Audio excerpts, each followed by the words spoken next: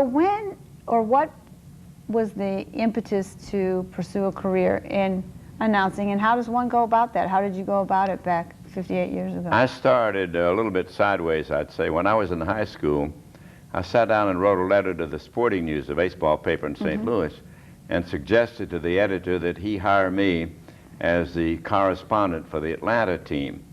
And he didn't know I was only 16 years old, so he gave me the job.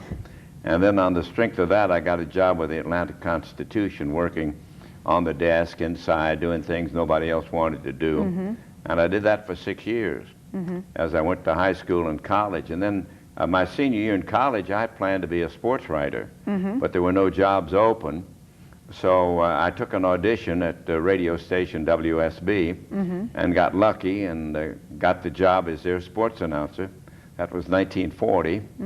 And except for being in the Marines, I've been in radio or TV ever since. It's wonderful. Now, when did the union, or I think it's like a triad, with yourself, Tigers, and WJR start? How did that come about? That started back in 1960. I'd been working in Baltimore, which was my third big league ball club. I started in Brooklyn with the Dodgers. Yay! And went to the New York Giants, then Baltimore Orioles. My final year at Baltimore was 1959. And the Tigers contacted me, wanted to know if I'd like to move to Detroit and do the Tiger games. And I said, well, I love Baltimore and I like my job here, but I'll talk to you. I want to keep it open. And they called me to come to Detroit in 1959, and I made a deal there to begin the season with them in 1960. That's great.